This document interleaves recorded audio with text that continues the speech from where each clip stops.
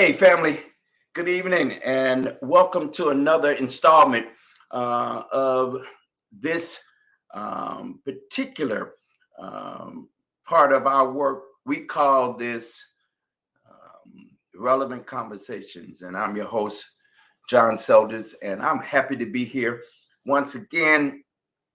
I'm thanking uh, the God above, below, and all around us and in us for just another day. The old people where I grew up, they would say it's just another day's journey, and I'm glad about it. That's what they would say. That's what they say. And I'm reckoning that I understand what they're talking about now. These years. That it is just another day's journey. I'm feeling kind of churchy tonight. I'm feeling kind of churchy. Look out tonight. Uh, I really appreciate you joining us. You who support us. You who pay attention to the stuff we're paying attention to. This is our opportunity, a platform that we've developed, and to talk about things that I think are significant and important to us all, things to be paying attention to in these times. Um, I'm reminded of some of the ancestors. They said the world is full of hatred and jealousy. That's what they would call it. They were speaking to a sense and spirit, a summoning in the community that something was going on, something was afoot, something was maybe even nefarious going on, and that we needed to be paying attention to it and put some prayer on it and put some feet on it and put some oil on it. And then, some of us would throw some water and, they do some other things and stuff would happen. I'm going to tell you, stuff would happen. And so we are in that moment. We're in these times, and the geopolitical time. So the politics is kind of weird and strange. And, it's been off for a minute. The community, you go out in the community and there's folk stuff going on, and it's just, and Lord, if they would just stop shooting and killing black men and women in these streets, the popo, y'all know we got, that's an issue. We dealing with it, doing the best we can to continue up the road and down the road. However, there's some other things that I've been in and around and paying attention to for a great number of years. And tonight, I'm so excited. Tonight, one of my sisters and sister colleagues and dear friends agreed. And don't y'all tell nobody. It was last minute. I'm so sorry. It was so last minute. I'm a little embarrassed by the last minuteness of it all. But when you got peoples, you can call on them in a pinch, and they'd help you out some. And I appreciate so very much this our guest that she agreed to come and join us tonight, and we could chop it up a little bit. We were talking about this not long ago. I spect, Dr. T, I spect on it. That's how my people would say it. They say, I spect. I knew her before she knew me. I was in the audience a number of years ago, and I think I remember now where it was. You did something for Scoop a whole long time ago, way back. I mean, way back. And I think when you did that thing, whatever it was you did at Scoop, I recognized, oh, this is somebody that's fierce, that's in the work and doing the work. And I started to pay attention to it. We then connected a great number of years ago. And I think now I can say we've been friends for at least 2 decades plus, maybe somewhere along in there, and have known each other and have partnered in the work in several different places and moments during that time. And she is, she ain't gonna want me to say this, but I'm gonna say it anyway. She's God's preacher. Just ain't got all the form. Nah, she ain't gonna want me to say that, but she is a herald of the gospel. In my mind anyway, even if it is just in my mind, she holds a master's, a bachelor's, master's, and a PhD. She's a public theologian and scholar. She's an activist, and she deals with ethics. Ethics, and so maybe we get her to talk a little bit about it. Um, One of the things that I'm so godly proud that I got to know her from is she is a one of the founding member of an organization I am working with called the Interfaith Voices for Reproductive Justice. She is a mother in the work. They say a mother of the reproductive justice movement. We're going to talk a little bit about reproductive justice. Let me stop talking. Let me bring her out the green room and into onto this platform. Please help me welcome Dr. Toni Bond. Hey, Bishop. Hey there. If I had a clap track, that would have been just some standing ovation and applause and everything. Thank you Listen, for thank you for doing listen. this tonight. I was in the green room. I said, Lord, don't let me have to get up here and run a lap. See, this is Fred talking about. I know what that meant right there. Lord have mercy. Listen, listen. Thank you for joining us and for being on this platform and on our show tonight. Want to talk a little bit about, but before we talk, get too deep in the conversation.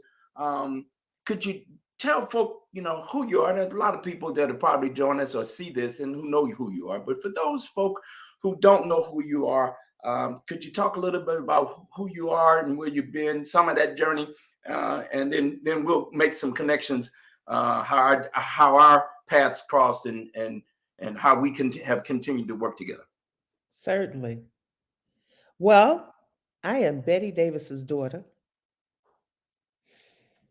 her one and only child that she doted over. And I am, as you said, one of the 12 Black women who coined the term and helped lay the foundation for what we now call the reproductive justice movement that was formed in 94. I was the first Black woman in the country to run an abortion fund. And started and led the first Black reproductive justice organization in the country in 97. And an activist scholar. I think of myself as an activist scholar. And I know sometimes some of my colleagues will say that they are scholar activists, but I came into the work or came into the academy in a different way. And I started my work as an activist in Chicago. And my activist work came out of my personal lived experiences. So I had an abortion at the age of 12, the year after the Hyde Amendment, which is the uh, bill that was passed in 1976 and went into effect in 1977, which prohibited the use of Medicaid to cover the cost of an abortion, only in certain circumstances, which is still in existence. It's still in existence today. I am also what's known as a womanist ethicist. I love to talk about what we ought to do, what we ought not to do, what we should do, what we should not do, how we should live our lives, how we should treat each other, how we should live in the community, how we should live on this planet. I am, I walk in two religious traditions, the Christian tradition and also um, African traditional religion called Ifa. Um, and while I am Betty's daughter and Dr. Toni Bond, I am also uh, have also been named Ifa Lola in the Ifa tradition. So, and the reason that I walk in two traditions is because one isn't mutually exclusive of the other in my mind. And happy to be a friend and colleague of yours, Bishop. You are probably one of the few people who could call me or text me the same day and asked me to do something. I am not, contrary to what you said, a preacher. I am not even ordained. Though everyone seems to keep trying to get me to become ordained, I just have some interesting things to say about religion and ethics. I'm gonna let you hold that. That I'm not a. I didn't talk about no papers. I ain't Okay. talking about no ordination.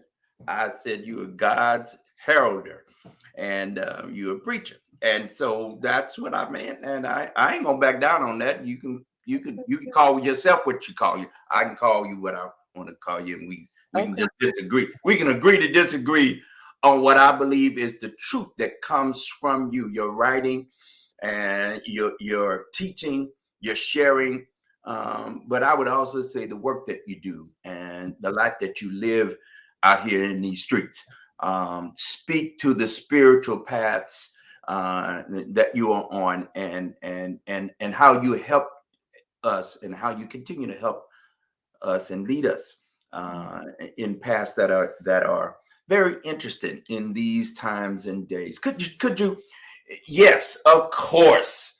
You are a mother of what is now called the reproductive justice movement. But I remember when it wasn't a movement at all. I remember when it was a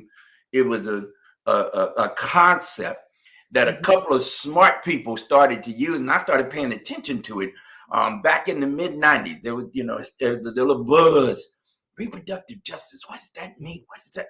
And understood that it was not just uh, talking about abortion. Mhm. So let's pause right there and Mhm. say when we talk about reproductive justice, that I understood. Well, I didn't understand back then what I now understand about it being a frame, Mhm. a way, a lens or lenses, quite frankly, to view the work that is larger than just a decision one person makes in a moment about a single thing, that it is a much broader conversation. Could you talk a little bit about, one, how it came to be, how the term came to be, Mhm. and spend just a few minutes talking about what it actually means, as opposed to what it is now common, because people are they're using these terms and they're banishing them about without Mhm. actually understanding what they actually mean. Sure. We came together in June of 94 in Chicago. The 12 of us were attending a conference sponsored by the Men's Foundation for Women, Illinois Pro Choice Alliance. And the topic of the conversation was universal health care reform. A representative from the Clinton administration came to the conference and did a presentation on the proposed plan that they were going to present, that the administration was going to present. There was no discussion, no coverage, nothing in their proposed plan about reproductive and sexual health care.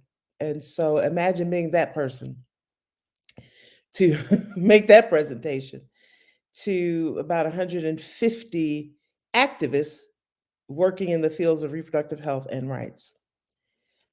At the same time, this conference, we were the only 12 Black women at the conference. I think we were the only 12 women of color at the conference, also. This conference, the topic of conversation with respect even to universal health care reform was only about abortion. And so each of us worked in some capacity with communities of Black women around a myriad of issues. I was working at the time at the Chicago Abortion Fund, leading the Chicago Abortion Fund. Loretta Ross was at the Center for Democratic Renewal, where she says she was tracking the Klan. Cynthia Newble was leading the Black Women's health imperative, which back then was called the National Black Women's Health Project. We had someone who worked at NARAL, someone who worked at Planned Parenthood.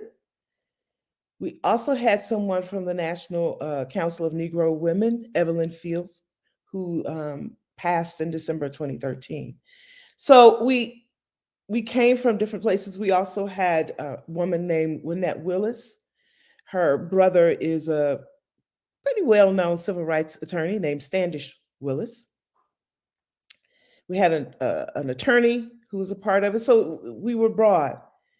And we were challenged by the fact that the only way in which the attendees at this conference were talking about expanding access to healthcare, their focus was only on abortion. And we knew from the populations of women, Black women that we worked with, the communities of Black women that we worked with, that the needs, the health disparities were so much more broad. We knew that Black women had higher rates of maternal mortality and morbidity, higher rates of fibroids, endometriosis, higher rates of breast cancer, higher rates of fatality, not because we were getting breast cancer at higher rates, but because we get our breast cancer detected much later. And so we piled in a room. I think it was Cynthia Newble's hotel room.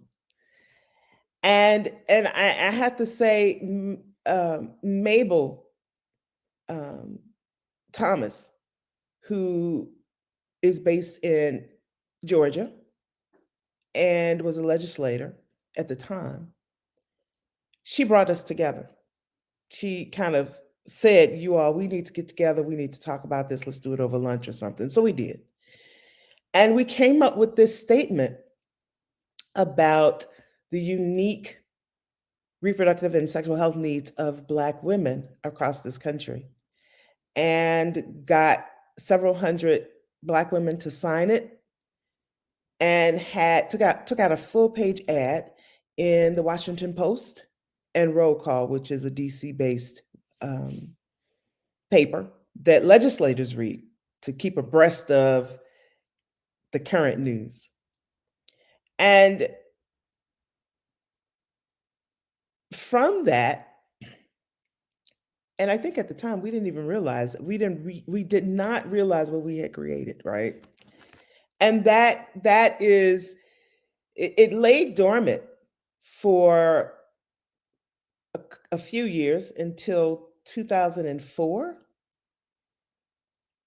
right in time for the March for Women's Lives, that historic march. And what a lot of people don't know is that that march was originally called the March for Choice. And it was spearheaded by all of the mainstream white reproductive rights organizations.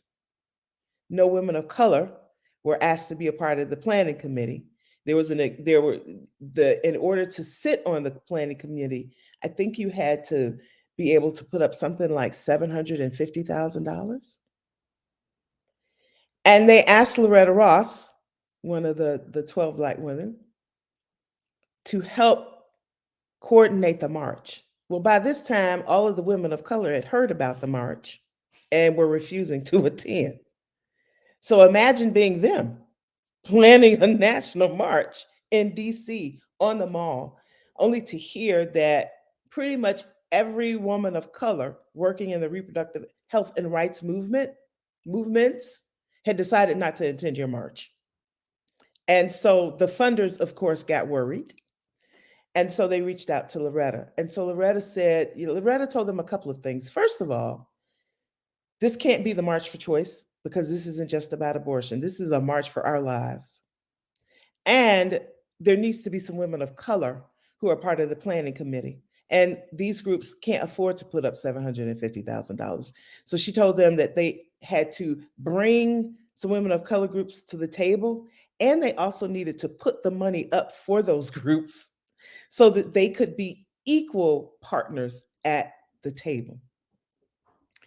And after that, after that event, we began to flesh out more. What is this thing called reproductive justice? Reproductive justice is grounded in the human rights framework, and it is grounded in Black feminist thought, which means we bring an intersectional analysis to how Black women and how our lives are impacted by a multitude of social justice issues, human rights issues. And it rests upon four pillars: the human right to have a child, to not have a child, to parent the children that one has with the social and economic supports that families need to not just survive, but to thrive, and the right to bodily autonomy and sexual pleasure. That being said, we are in a unique moment right now with the overturning of Dobbs. And I mean, with the Dobbs decision and the overturning of Roe, which again calls upon us to think much more expansively about how we do this work. It is not just about abortion. We knew that Roe was going to be overturned at some point. I think many of us just didn't expect that it would be done in our lifetime. But it's important to note that efforts to overturn Roe started the day that the Supreme Court decided the case, Roe v. Wade. So now we sit with this reality that Roe has been overturned. And there's literally nothing that we can do about that right now, given the Supreme Court makeup. And they hold lifetime positions. So we are going to be fighting this fight for the next 20, 30 years. And and hopefully people are beginning to see that this isn't just about reproductive and sexual health rights or justice. This is about an erosion of democracy. And I put that in quotes, because democracy has not been a reality for many folks in this country. But it is an erosion of democracy as we knew it, as we know it, as we know of it, this current moment that we're in. Thank you, Dr. Bond, for laying out and making it plain. One, the story that needs to be told and retold about reproductive justice, and that it is not just based in one single issue, but that it is connected to multiple issues where there is, and this is where the term intersectionality really comes from, where they come together and cross in all kinds of ways, where one person represent multiple streams of identities and circumstances in one person, and that quite frankly, we are not divided as a single person, but that we have multi realities that we live in all at the same time. It ain't hard to walk and chew gum for some folk. I'm gonna just say it like that. I'm gonna just say it like that, right? So this is. I'm blessed to have you in this space. We name and help frame what it is that reproductive justice actually represents, and what this moment now charges us with. It charges us to look democracy, and you're right. You know, you and I represent communities that democracy ain't never quite been democratic. And yet we strive every day to envision what it might mean if we all are equal, and where equity exists around a full table of sisterhood and brotherhood and peoplehood, right? That somehow the framers of the thought around democracy, outside of a United States context in particular, because it ain't got past me that, 1776, you had what they talk about here amongst the colonies, and where Black people were considered 3/5 human. Wasn't that many days later, the second democracy Mhm. in these Americas established themselves. Uh, that revolution started in 1791 and ended in 1804 Haiti. Mhm. And it was that particular liberation movement that then got all the other ones turned up, all across Europe. So France gets their liberation, Italy gets their, Spain starts Mhm. talking. It's very interesting. It's very interesting that we black people, in Mhm. particular, through Maroonage and their faith, Mhm. led by Duty Bookman and Cecile Fatima, who Mhm. were priest and priestess of the Ifa tradition in Mhm. Haiti. I don't get me started. I can go a long way with this stuff. Mhm. In particular, about this story around how black people helped to frame Mhm. and the understanding. It wasn't just Aristotle and Socrates. And by the way, they were looking at Africa. They were looking at Egypt when they were saying, "Huh, is this what governance means outside of the context of a monarchy? What does it mean when we are together as a people representative of groups? And how might we think differently about how we govern ourselves?" And this is, if you really want to talk about it, this is what I believe is at the core of this conversation on reproductive justice: governance of one's own self Mhm. first. How what does that mean? And isn't that a faith for me? I'm just talking for me. I can do it for others. Isn't that a moral and ethic? And there's something very, very, very striking for me when we talk about that and democracy. Hmm. Mhm. No, absolutely. If we just sit with in the Christian tradition, we need only look at the creation stories, the first one that said, and I've always been a curious sort, so I've always wondered who are Let the us us, in that story? yeah, let us Let make. us. Who's the us? Mhm. Elohim, us. Who is the us? Who's the us? Because it said God and us. Let us. So who are the us? Who is the us? But Other gods, maybe other entities. I don't know. I don't know. All right. yeah. That's where I went, but and then so then it says that God made humans. Now I know it doesn't say man, but there was no gender assigned during that time. So God made humans in God's own image. Interesting, right? In God's own image. So God is a God. God has free will. God can think. God has authority over not just the planet, human and non human animals, but at the same time gave humans free will, which means we govern, we have the capability to govern ourselves, sometimes accordingly, sometimes not accordingly. But the point is that we have free will, that we get to make decisions and choices about our lives, that God isn't telling us what to do. God might be nudging us in the direction that we may need to go, but even then, we get a choice. We get a choice in this thing. And so that plus when you look at other places in the Christian texts that affirm that humans get to make choices. Mary made a choice about whether or not to become impregnated with Jesus. Now, we just don't know what would have happened if Mary would have said no.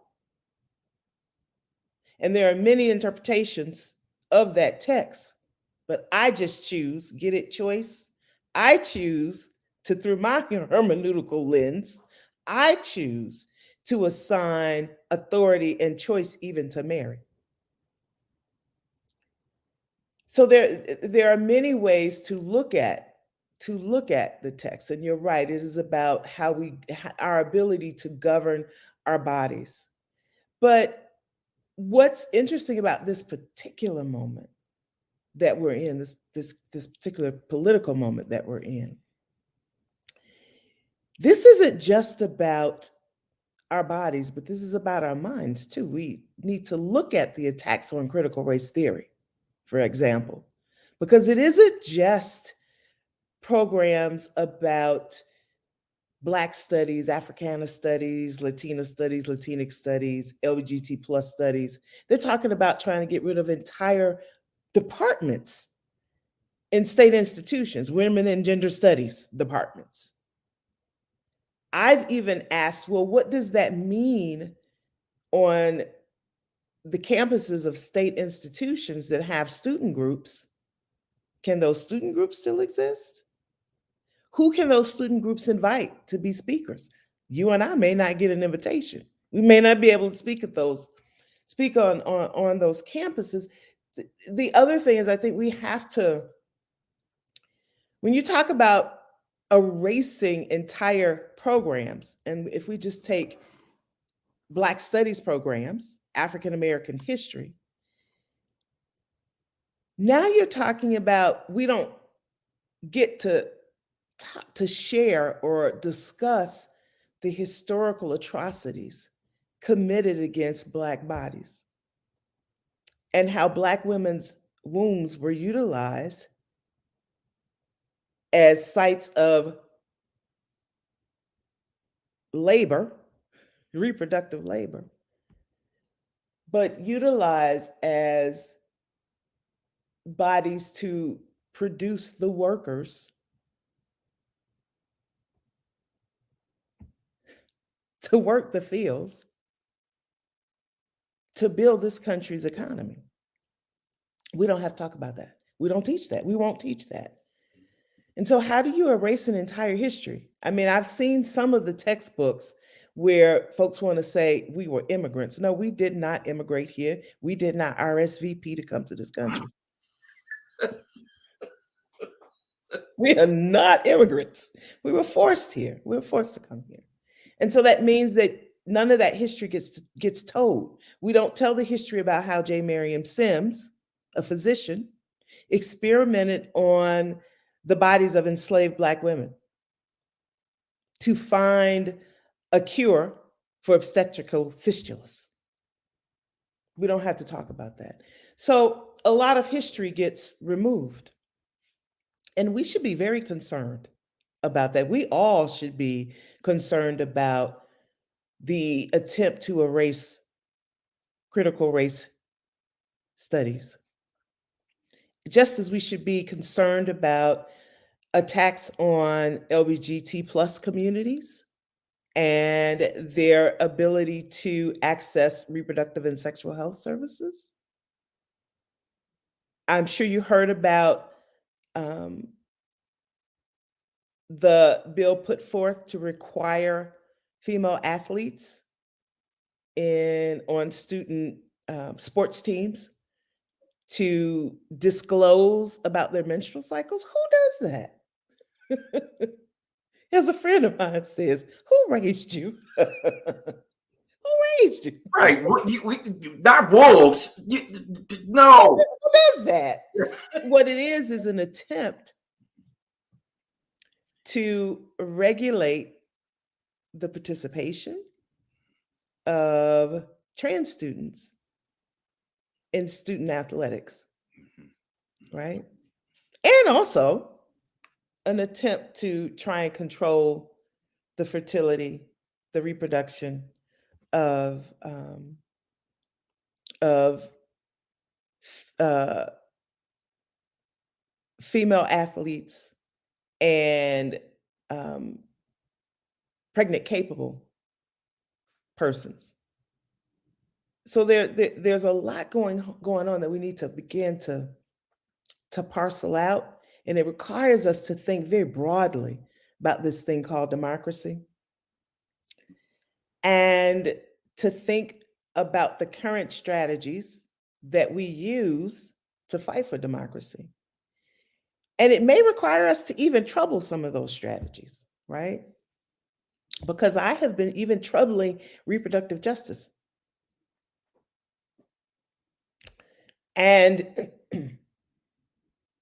and thinking about how does it need to be expanded or not, or thinking around it, the strategy, and what are we missing? How do we use how do we really use the human rights framework in a country that has refused to sign most most of the international treaties, has only signed one, and does not even doesn't even give timely reports on the one treaty that they've signed. And those reports are not truthful. So how do we use the human rights framework in reproductive justice? How can we truly hold lawmakers accountable, policymakers accountable, and other state actors? These are the things that we need to be thinking about, because in fact, it isn't, while most of the disparities are amongst Black, Indigenous people of color, there is also some class issues too, right? That we need to examine. So we need BIPOC communities, and we need our ally communities to all be working together and to figure out this thing we call democracy, and how we have some accountability in a country that is supposed to be exercising its moral authority as policymakers, as governance, in a different way. And how do we reset the moral compass in this country? Yeah, and see, Malcolm got in trouble back in the 1960s when he said, listen, let's go to the United Nations and charge the United States with human rights violations as it related to their African American populations, right? That I think he was hitting a note that didn't, that some folk didn't want somebody like Malcolm hitting. That the conversation now in this very interesting moment, where you made the correct observation and link that not only is it, we got Roe and Dobbs shifting, you got now the cacophony of responses around CRT when they don't even know what the term means or where it comes from, and yet it becomes then a catch-all phrase. And I heard one legislator say it's where CRT means that Black people are better than white people. What?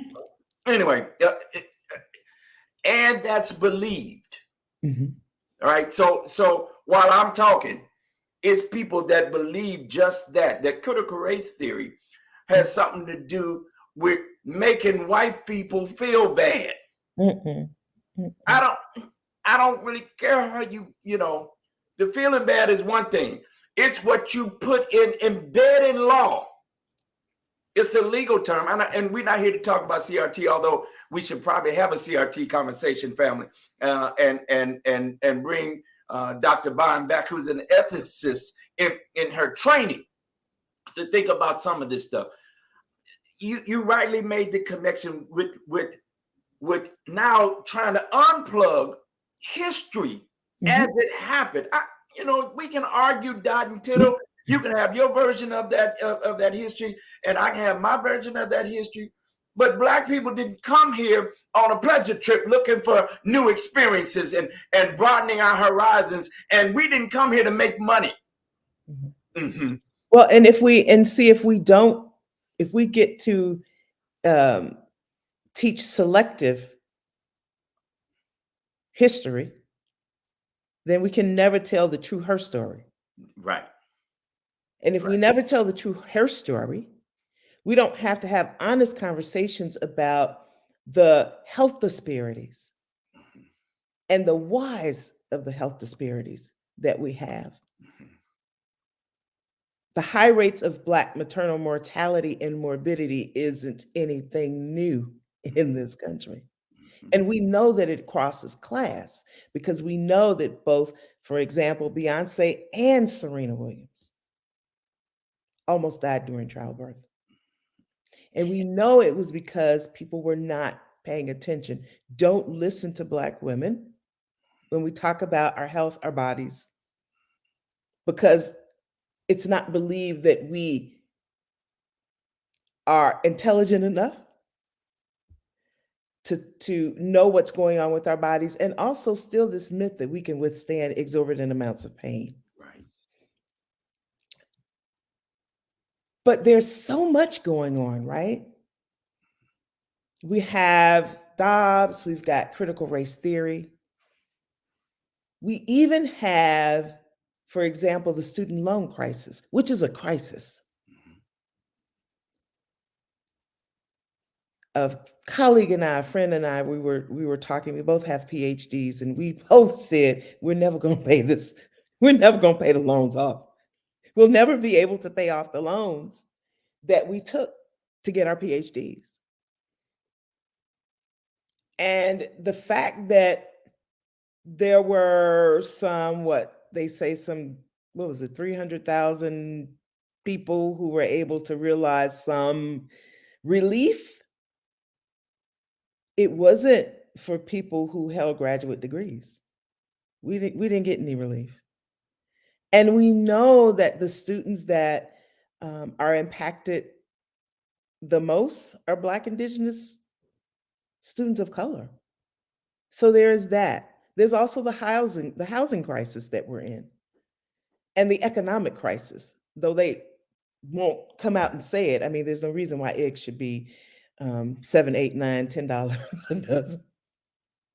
So I don't eat eggs, but I'm changing my diet anyway. But still, the point being, we are in an economic crisis. Even when we talk about eggs being costing that much, everything has doubled and in some respects tripled in price.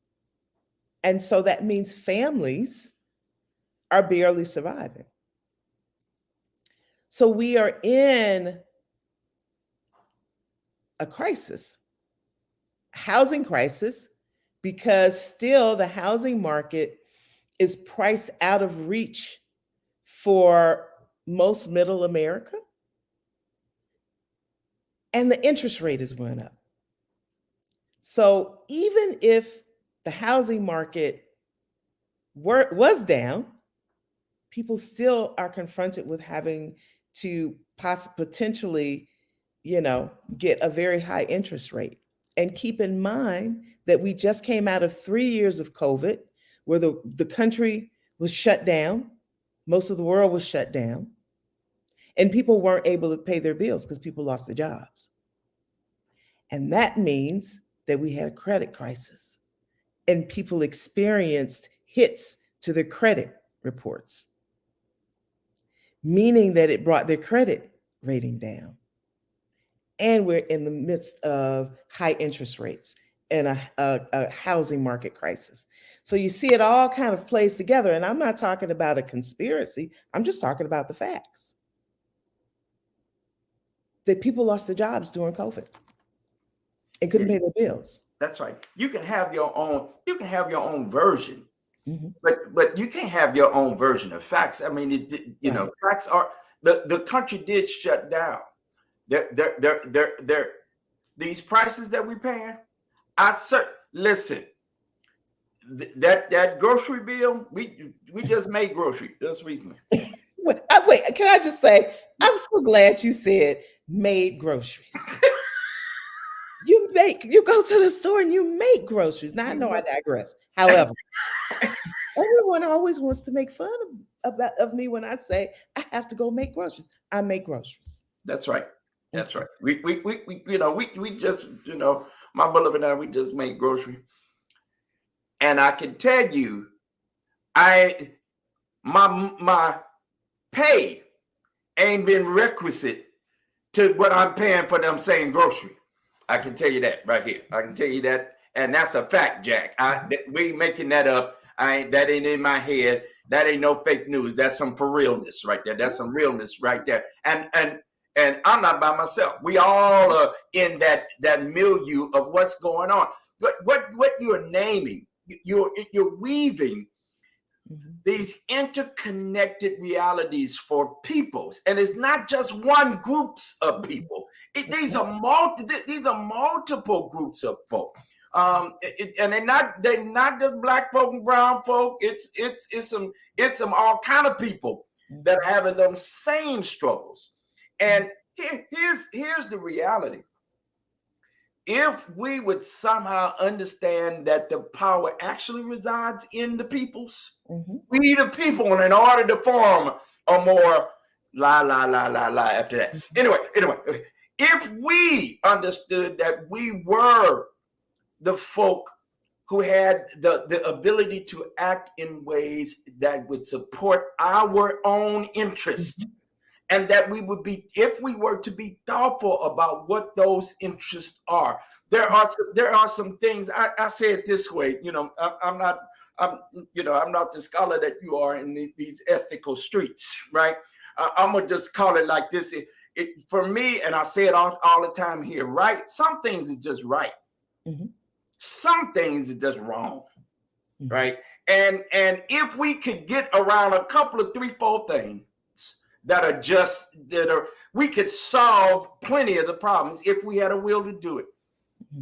From local communities where school board and education resides. The power of school boards doesn't reside in the federal government, doesn't reside in these state governments. It actually, in almost every community, schools are governed by local school boards.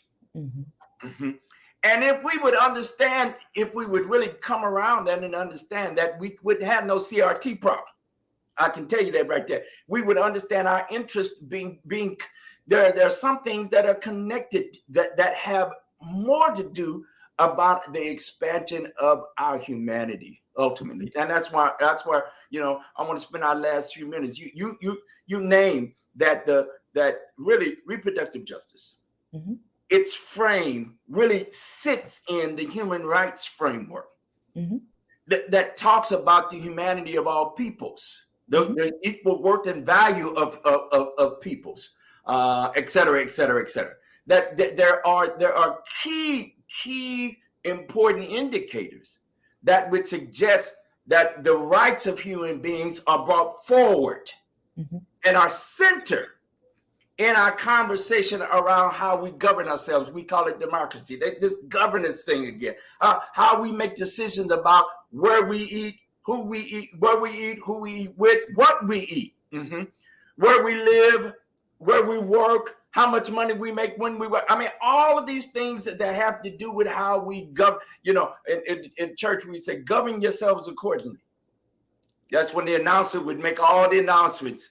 Then they would say if they were proper, govern yourselves according. And I just said, govern. What does that have to do with government?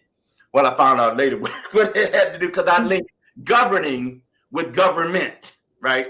Same root word, similar interests. It is in fact how we organize ourselves and how we set up an order of our way of life, our way of living.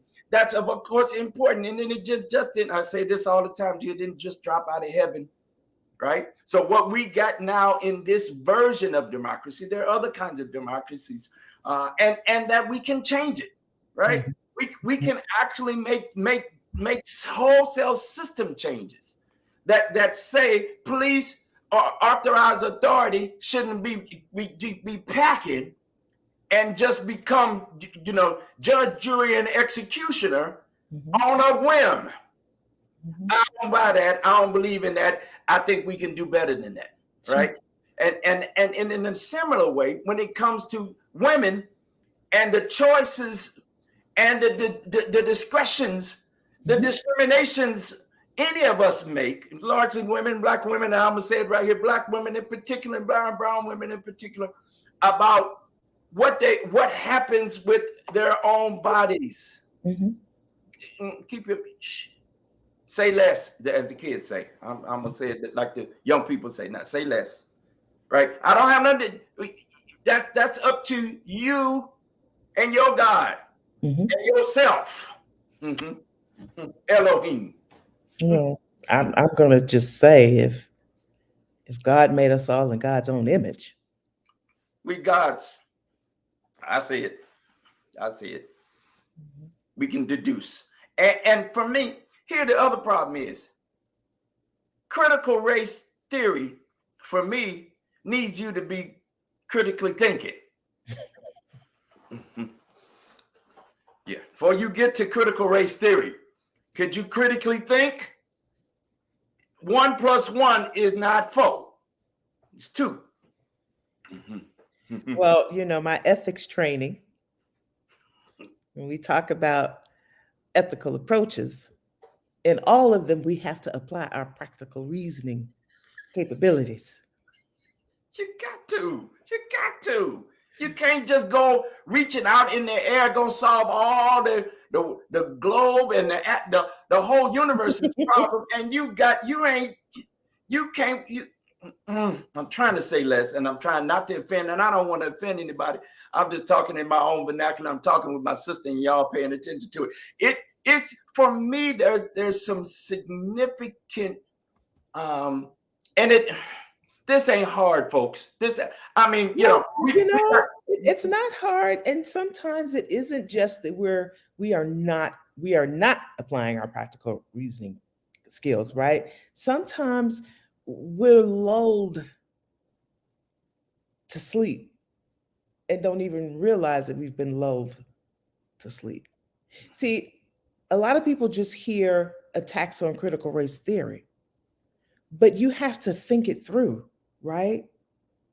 And you have to, as we say in Chicago, don't fall for the uh, overplay for the underplay. that's right, right. And you have to think it through, right?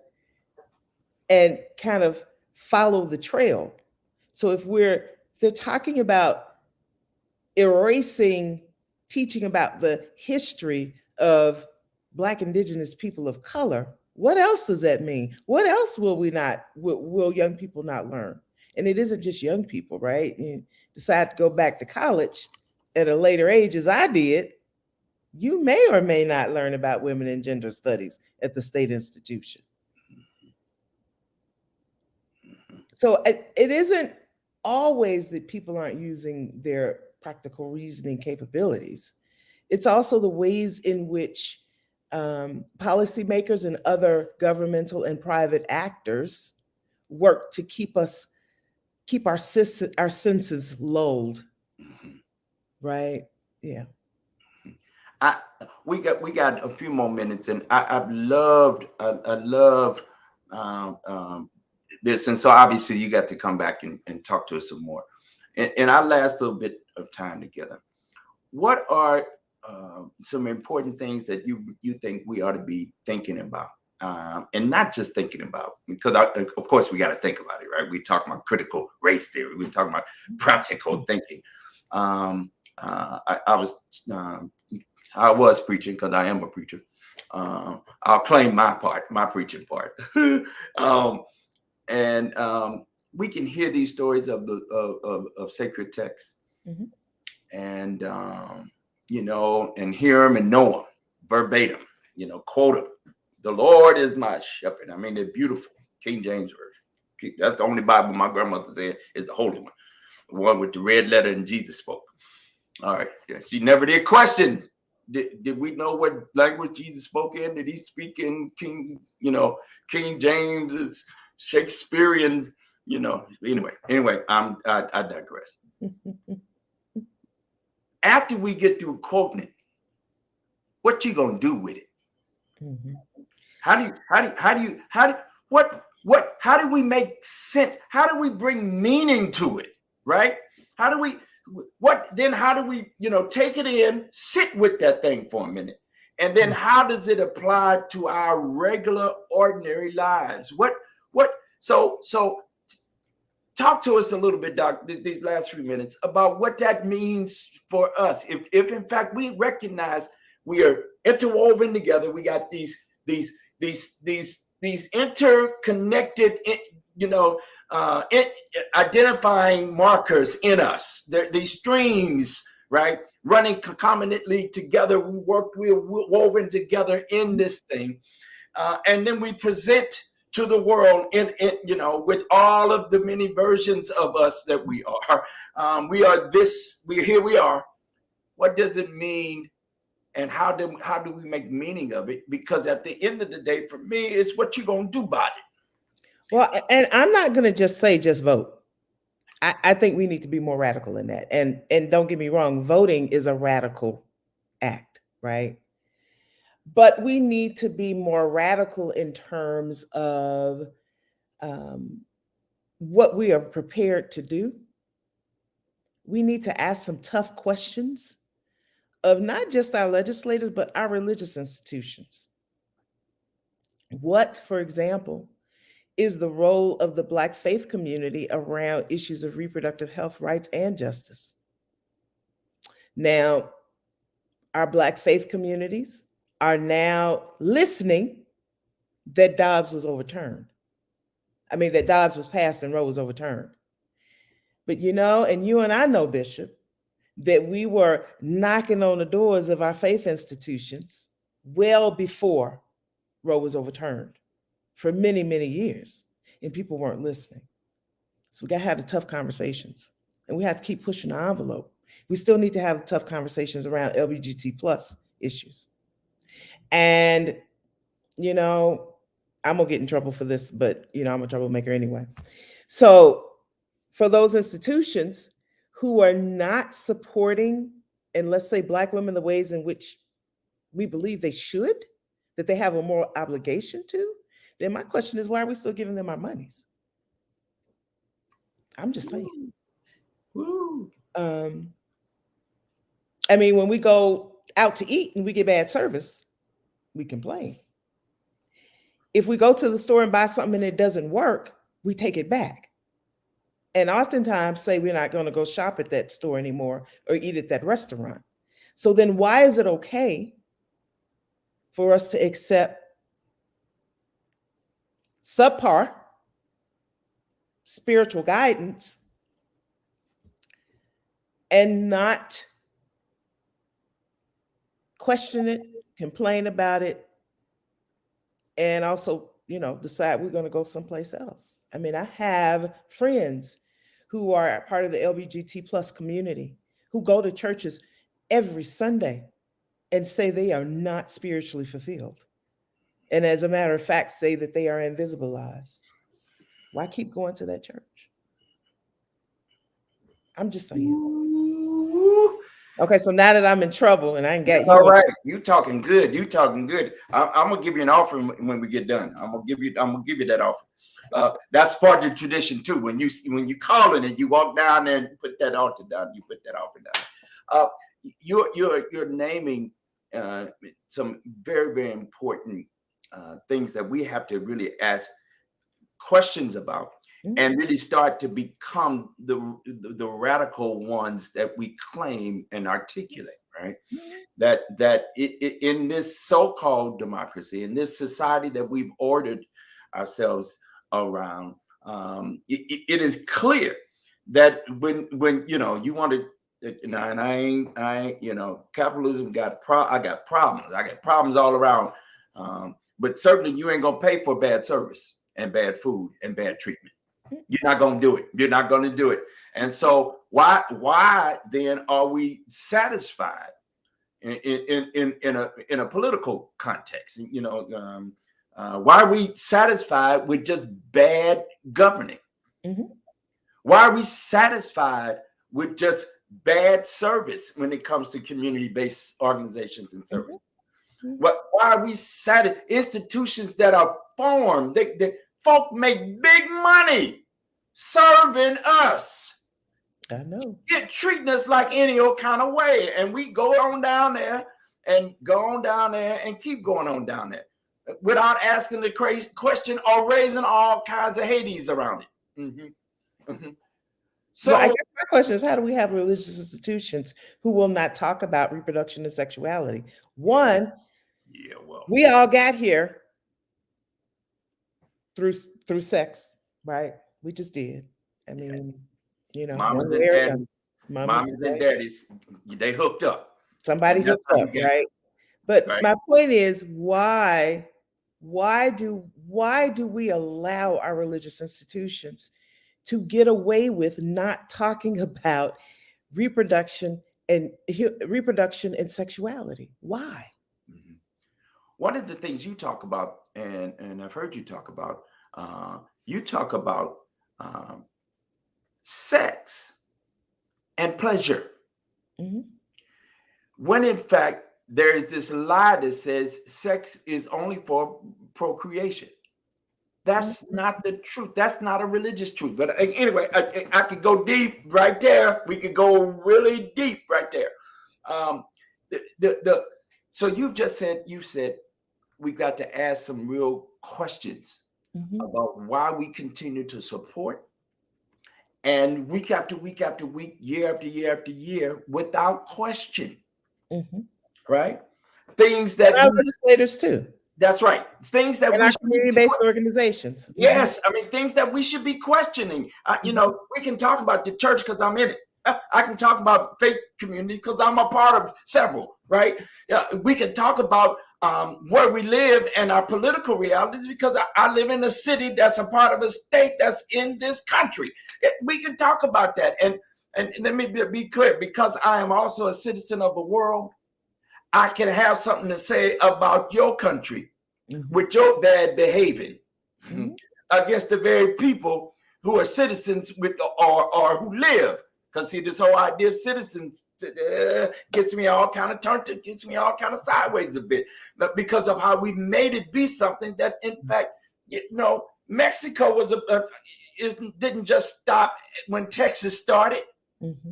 In fact, history says Texas, New Mexico, Arizona, and California were a part of Mexico. Mm-hmm. So that the peoples go back and forth over these borders you made a couple of 100 years ago.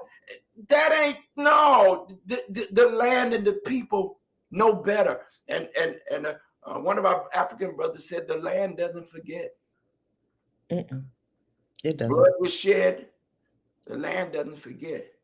Where peoples lived and existed, where their sweat equity, if you will, Mm-hmm. is planted in a space, in a location over time, it becomes now sacred, Mm-hmm. holy.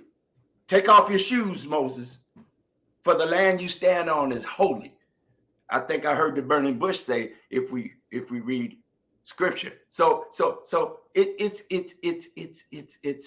it's more, and we gotta sit with that for a moment, I believe, because we got to do some serious considering of what it might mean to move differently in the world.